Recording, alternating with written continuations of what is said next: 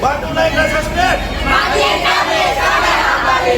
Dan di dalam surga, di dalam Quran dijelaskan tentang asal kejadian asal diciptakan Nabi Adam itu dari tanah kering seperti tembikar itu. Lalu diciptakan dan berbentuklah dia. Lalu di dalam surga. Nah, dalam perjalanan Nabi Adam dalam surga karena sendirian memohon kepada Allah, ya Allah kalau bisa agar saya punya teman. Maka Allah menciptakan Hawa. Nah ini awalnya di masalah. Diketahui Adam punya teman namanya Hawa, menjadi pasangan hidup, itu kesempatan bagi iblis. Karena berbagai macam cara, iblis itu menggoda Adam, gagal saja. Menggoda Adam agar Adam memakan buah kurma. Iblis gagal, berulang-ulang. Begitu ada Hawa kesempatan. Nah Hawa yang digoda oleh iblis. Lalu iblis setelah menggoda Hawa terlena dan makan buah khuldi. Nah ketika makan buah khuldi itulah yang setelah ditelan oleh Hawa menjadi buah dada. Ini buah khuldi bagi perempuan. Ibu Adam marah kepada iblis, tapi tidak bisa berkutik apa-apa oleh dia sudah begitu. Hanya Adam tidak makan. Itulah jadi zakun bacaan hari ini. Nah ini sejarah. Nah, gara-gara memakan pohon itu diusir Nabi Adam dan istrinya dari surga. Kesampah di dunia. Kemudian kamu terusir di surga. Nah, maka dunia yang kesampah. Nah, ketika Nabi Adam ini ada di bumi, maka Quran mengatakan walakum fil ardi mustaqarrun wa mata'un ilahin. Kamu tinggal saja di bumi dan bersenang-senang di sampai pada suatu yang telah ditentukan. Sampai mati maksudnya. Maka ini sebenarnya sampai mati. Nah gara-gara Adam ini diusir dari surga di dunia, ada satu yang mengatakan gugur seluruh kulit Anda yang tinggal sisa kuku-kuku ini. Kuku-kuku tangan, kuku kaki itu sisa katanya. Sehingga kita sekarang ini kulit kita ini disebut dalam bahasa namanya bashar. Maka Nabi Adam disebut Abul Bashar. Kalau Nabi Ibrahim disebut Abul Anbiya. Nah, kenapa manusia disebut Bashar? Kenapa Nabi Adam disebut Abul Bashar? Ini Bashar ini Bashar. Tapi Bashar punya kulit. Tapi coba dia, sebenarnya kulit manusia ini kecil kan sejauh itu darah. Sekarang kulit itu kan kalau jadi bedok, jadi kerupuk, jadi sabun. Kulit kecil itu darah. Sehingga ini istilah saja. Kenapa sekarang kulit ini? Nah, itu setelah Adam diusir dari surga ke bumi. Nah, ketika Adam tinggal di bumi inilah, maka mulai berpisah langit dan bumi. Bagaimana dia berpisah? Langit menurunkan hujan, bumi menumbuhkan ketumbuhan untuk Adam dan anak cucunya. Maka ayat Quran mengatakan walaupun fil ardi. Kamu di muka bumi. Nah dalam muka bumi itu butuh makanan. Maka siapkan itu adalah dengan cara Allah turunkan hujan dari langit, bumi menumbuhkan ketumbuhan. Untuk siapa? Untuk anak Adam dan seterusnya. Nah, itu tentang ayat yang tadi. Ayat berikutnya yang menangsang ini. Lalu ini yang baca-baca kita perhatikan, mulai hidup terus sama hal. Mulai masyarakat itu kan menggunakan perkara yang enggak memiliki. Dan mudah-mudahan dah belum budaya dan duit. Nah, dan kamu dimilih pada nanti yang di pondok dia di bulan puasa itu selalu kasih jalan lain. Ada ayat yang menangkan itu. Okay. Ayat dalam surat An-Naml. Ayat 7 dan 88 mengatakan begini. Wa taral jibala tahsibuha jamidatan wa hiya tamurru marra sahab. Dan engkau melihat gunung tahsibuha jamidatan, kamu kira itu barang beku. Wa hiya tamurru marra sahab, sementara gunung itu berjalan seperti awan di angkasa. Kira-kira hampir dengan ayat ini. siapa berani bantah ayat ini? Ayat ini Quran tadi saya sebutkan di definisi Allah. Doktrin yang tidak bisa dibantah. Siapa berani bantah ayat Quran? Sekali lagi, Quran adalah kitab yang isinya doktrin yang tidak bisa dibantah. Bantah Quran itu kayak gimana tuh? Apa itu ini? Wa taral jibala tahsibuha jamidatan wa hiya tamurru marra sahab. Kamu melihat gunung, kamu kira itu barang beku, padahal gunung itu jalan-jalan seperti awan di angkasa. Wah, apa kena ini? Nah ini kalau kita tidak buka, kita belum berpendapat ketemu. Malah juga lain ini. Subhanallahil ladzi ya atqa kulla syai'in innahu khabirun bima ta'malun. Diciptakan oleh Allah segala sesuatu yang atqa pokok. Kulla syai'in, segala sesuatu yang diciptakan itu pokok. Innahu khabirun bima ta'malun. Sungguh Allah Maha tahu terhadap apa yang dia lakukan. Dan Allah tahu dalam apa yang Anda lakukan. Nah, berdasarkan ayat ini, kira-kira Nabi gini nih. Anda lihat gunung kayak barang beku. Ya. Kamu kira gunung itu kayak barang beku, ini ayat ini. Wa taral jibala tahsibuha jamilatan. Surat An-Naml ayat 88. Kamu melihat gunung, kamu kira barang beku. Wa hiya tamurru marra sahab, sedangkan gunung itu berjalan di awan di angkasa.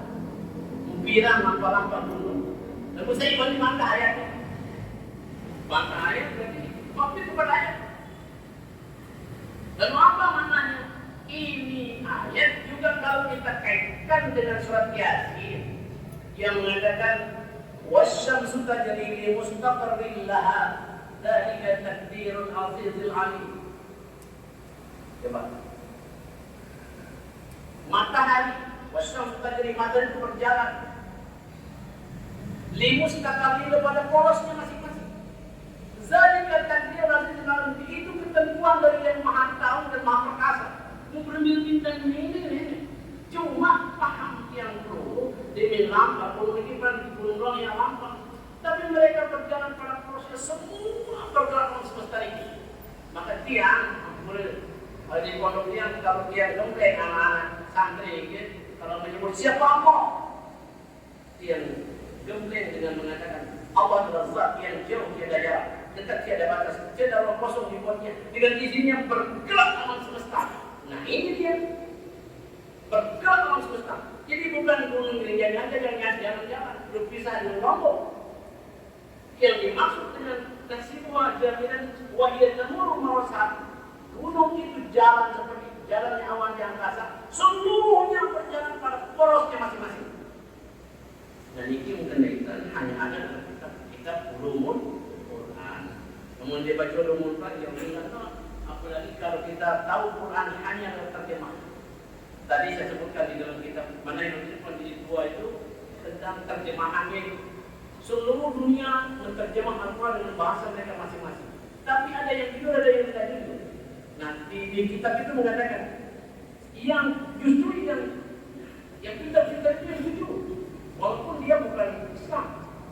Nah dia membahas Imam Ghazali baru ini yang bacaan teman musuh yang cerdik lebih baik daripada teman yang bodoh. Musuh yang cerdik yang berakal lebih baik dari teman yang bodoh. Diberikan contoh di sini. Tahukah Anda apa yang menyebabkan Khalid bin Walid masuk Islam? Khalid bin Walid ini ketika belum masuk Islam tidak pernah kalah perang. Justru ketika dia pimpin perang di pihak kaum muslimin, pihak orang kafir, itu yang mengalahkan Nabi dalam perang Uhud. Nah, tapi justru itu yang membuat Khalid bin Walid berpikir, dia renungkan, kenapa Muhammad kalah dengan saya? Padahal Muhammad perangnya tidak pernah kalah. Ternyata salah satu yang dia petik di situ, ada yang tidak disiplin terhadap perintah Rasul. Kan dalam perang Uhud itu ada 50 pemanah ditugaskan di Bukit Rimah di bawah pimpinan Hamzah. Nah, pesan Rasul menang atau kalah. Kalau tidak ada komando dari saya, kata Rasul, tidak boleh meninggalkan gunung, tidak boleh meninggalkan tempat. Kaum muslim perang di bawah, dan saya katakan keilmuan di atas, diterima. Nah, ketika kaum muslimin kelihatan menang, misalnya krisis ada gunung ini, seperti perang seperti gunung ini, menang. Kemudian gol di atas gunung, kemudian dalam pasar gunung, teduh. Nabi mempesan ganggu, meliput lah. Dan kamu semua menang wahai Islam, pusing-pusing. Dan dengan senjata yang berat, teduh enggak. Nabi pesan kamu macam ini. Marah baik sekarang, arah baik sampai pura-pura berproses untuk lompok. Teri di gunung ini, musuh itu ngone-ngone yang pekan kasih seki itu. Nah, tinggallah 9 yang ada di situ, termasuk Sayyidina Hamzah. Ada seorang pembunuh bayaran di situ namanya Wahsy. Dimenangkan para pemanah di dapat petugas di Bukit Lima ini sudah turun. Saat kemarin ada siwa dengan Wahsy datang dari belakang. Ini dia kesempatan. Wahsy melempar Hamzah itu melalui pakai alat, kemudian lembing. Bersih gembeng, mau ditarik, maka apa sih? Mengalami sekali dilempar oleh Wahsy, kena pinggang Rasul, pecah. Apa? Pinggang Hamzah. Yang kedua dadanya sakit kepala. Nah, kemudian setelah meninggal Hamzah, ada pesan dari pemesan kepada Wahsy. Wahsy, kalau kamu membunuh Hamzah, ini hadiahnya emas ya. Tapi kalau kamu mampu membuat Hamzah dan membawakan set jantungnya, ini tambahannya. Tergiur Hamzah, apa Wahsy tergiur untuk mendapatkan tambahan. Dia murahkan tanggung jawab jantung. Yang menyuruhnya adalah istri Abu Sufyan namanya ini. Dibawa dari. Nah, 2 orang ini, Khalid bin Walid masuk Islam gara-gara kenapa Muhammad kalah perang? Kenapa kaum muslimin kalah dalam perang? Karena mereka tidak disiplin mendaki perintah Rasul. Hanya itu yang buat Sayyidina Khalid bin Walid masuk Islam. Nah, Wahsy sekarang yang satu. Wahsy ini sejak mati Hamzah ini tenang. Terbayang keluarga sebulan Hamzah. Sadisnya Nabi sampai menunjukkan air mata melihat pamannya yang dibuat seperti itu. Nah, sejak itu Hamzah Wahsy tidak pernah kenal. Akhirnya menunjukkan diri kepada Rasulullah. Nah, ia mengenal sifat jais. Kamu dibahas seperti itu. Kalau mikir ada sifat jais seperti Allah itu. Temannya dia berkemilik, dia ikat bodoh, paling jahat, yang paling baik. Nah, di akhir Sahih Bukhari ada ayat hadis yang mengatakan wallah la yumayyitu hadza din bi rajulin faqir. Wallah la yumayyitu hadza din bi rajulin faqir. Demi Allah, agama ini diterpokok oleh orang-orang jahat. Aku kira butuh pembahasan. Ada pembahasan ini dan Fathul Bari. Dan Sahih Bukhari salahnya namanya Fathul Bari. Berkaitan dengan itu. Nah, ini Quran. Dari banyak hal dia jawab masalah dan diberikan penjelasan. Nah, terakhir saya ingin sampaikan kepada kita semua bahwa Quran yang 30 juz ini ambil kesimpulan ini. Ibarat sebuah buku mukadimahnya Al-Fatihah, kesimpulannya tahu di Rabbina. Coba tidak? Mukadimahnya Al-Fatihah, kesimpulannya tahu di Rabbina. Dan Al-Fatihah itu yang kita perlukan disebut dengan sabul madani. Ada 2 kata di sana, ada sabul masani dan ada istilah sabul jiwa. Sabul masani ini adalah surat-surat pendek dan Fatihah itu ayatnya dari ujung dan dibaca berulang-ulang tidak pernah membosankan. Itu Fatihah. Nah, tetapi dari keseluruhan Al-Quran yang 30 juz ini berisi paling tidak dan sebesarnya ada 5. Pertama tentang tauhid, kedua tentang ibadah, ketiga tentang sejarah, keempat bicara tentang hukum dan terima janji dan ancaman. Inilah kesimpulan. Setelah mudah juz 114 surat 6.666 ayat.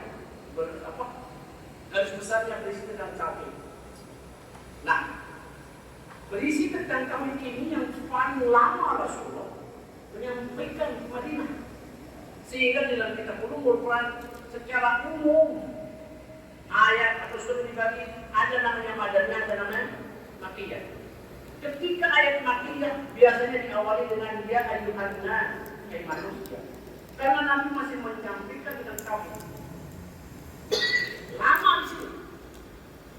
Sehingga turunnya perintah untuk Isra Mi'raj itu terjadi pada tahun ke-11 Nabi. Setelah 11 tahun Nabi menyampaikan dakwah di Mekah, baru turun perintah tentang Isra Mi'raj, barulah orang mulai sholat.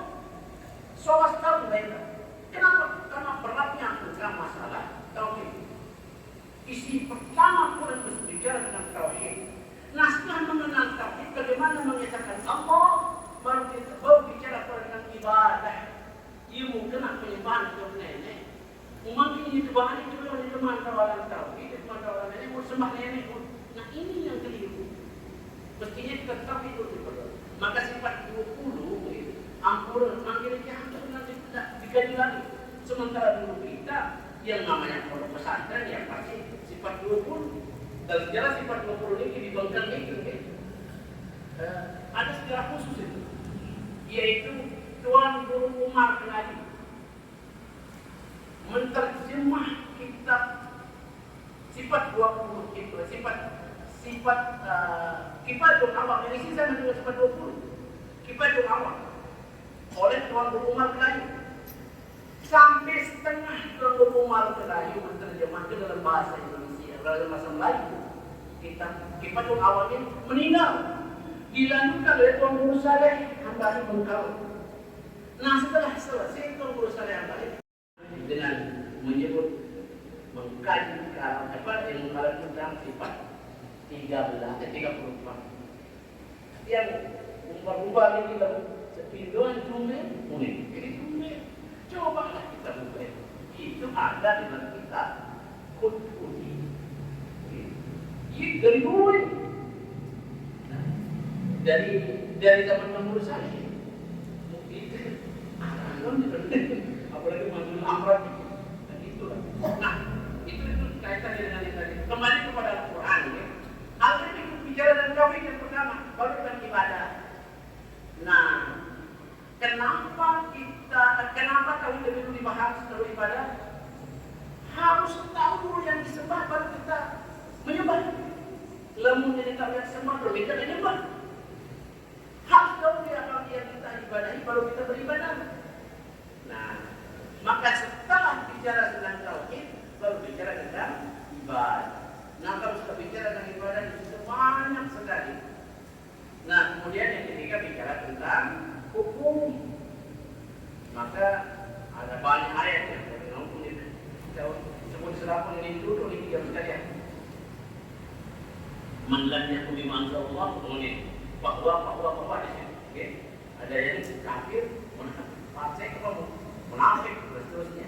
Bahwa itu. Nah, yang keempat bicara tentang sejarah. Nah, ini menarik sejarah ini. Ampun ini. Kalau Quran berbicara tentang sejarah Fir'aun, di negara tangga. Nah, saya tahu ada lebih tempat Fir'aun. Bangkit orang ke Mesir.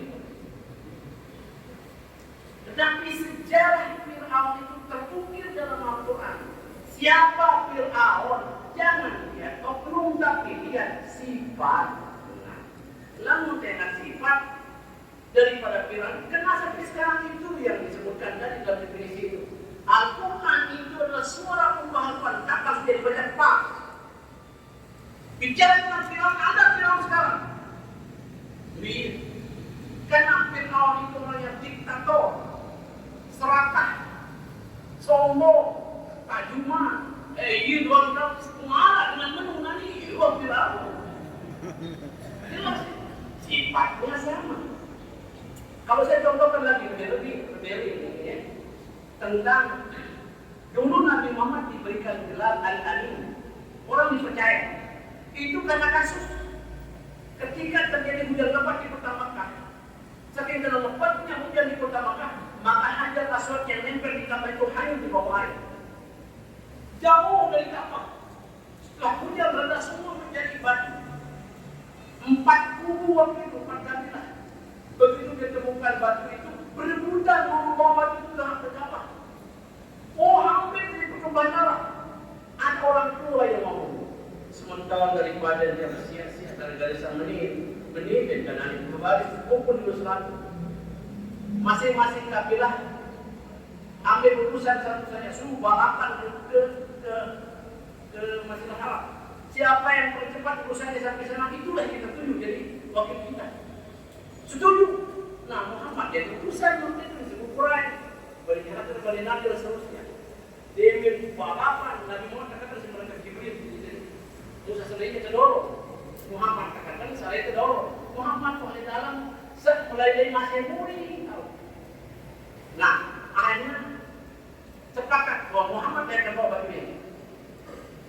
Muhammad dengan bijaknya luar biasa datang mencari batu itu dan dipanggil semua kepala suku, kemudian dilepaskan sorbannya. Nah, bila lepas sorban Nabi Muhammad menjemak batu itu mendorong di atas sorban. Tolong kepala suku Bani Nadir pegang ujung sorban saya. Bani Hazrat pegang. Kemudian Quraisy, suku Quraisy mengumpat kepala suku di jauh kotor sorban Nabi mengangkat batu ini. Alangkah indahnya cara Muhammad yang mengambil keputusan. Sejak itu Muhammad diberikan gelar Al-Amin, suatu gelar yang tidak pernah ditemukan di perguruan tinggi manapun di dunia. Tidak berhenti gelar Al-Amin, dipercaya. Nah, sejak kasus itu Muhammad disebut-sebut orang jujur. Merasa Muhammad dipercaya oleh kaumnya. Nah, pada suatu saat mulailah Nabi Muhammad menerima wahyu. Ketika Nabi Muhammad usianya 40 tahun. Nah, setelah Nabi menerima wahyu, ketika itu Nabi Muhammad juga tahanus. Dia mengasingkan diri keramian di Wahyu dan turun ayat surat apa yang pertama Iqra itu. Ada dalam surat Al-Alaq itu. Nah, setelah beberapa hari Nabi memanggil semua suku-suku di antara Bukit Safa dan Marwah. Kumpul mereka.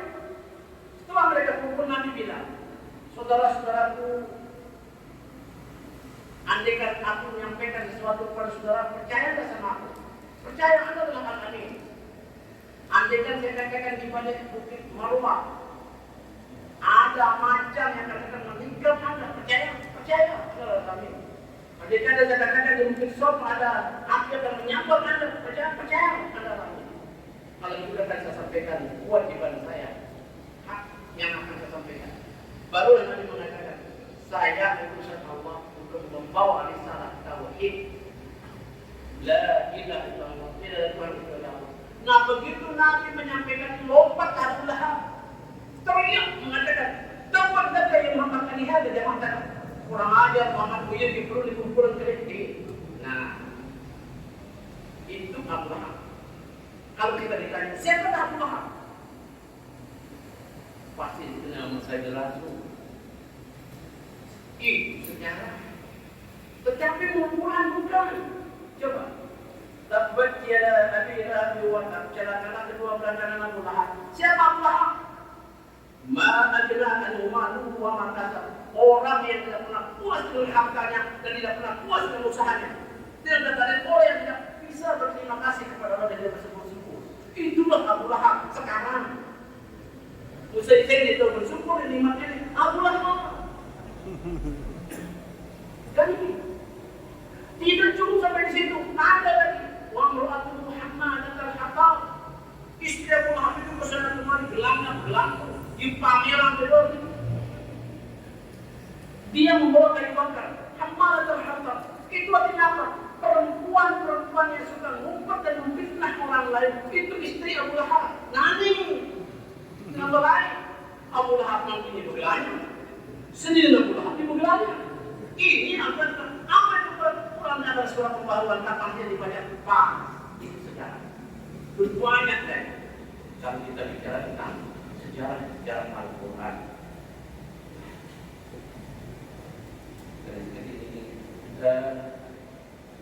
Terakhir adalah tentang janji dan ancaman.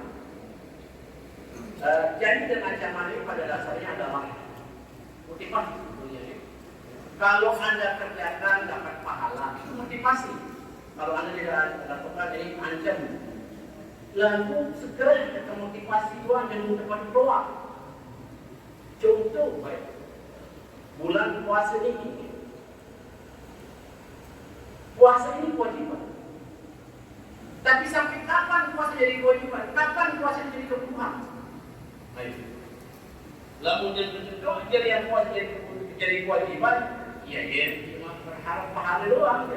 Kan itu namanya motivasi. Padahal motivasi itu kalau benar-benar jangan lagi dicari semangat. Pas beli dulu itu beda lokasinya ini masih dari pahalanya. Silakan. Nah, kalau orang sudah sampai itu, entah semangat itu pagi-pagi itu baik. Jalankan perintah Allah. Jangan kita orang itu kan pesan yang disampaikan di situ. Isi Qurannya pertama tentang tauhid, kedua tentang ibadah, ketiga tentang sejarah, ketiga tentang hukum, keempat tentang sejarah, kelima jadi dan ancaman memanggil film yang renungkan ini semua. Inilah nuzul Quran yang selama ini selalu kita lakukan tiap tahun, tapi hasilnya ini. Ampun, kalau kita tidak terus belajar Al-Quran, malah Quran akan menjadi pemangkap kita. Ampun ini. Ada fenomena sekarang ini. Orang-orang yang dimanfaatkan oleh orang-orang tertentu justru sahabat. Ampun. Yang membunuh Sayyidina Ali itu namanya Ibnu Muljam. Hafal Quran. Lalu dia keluar dengan para risalah.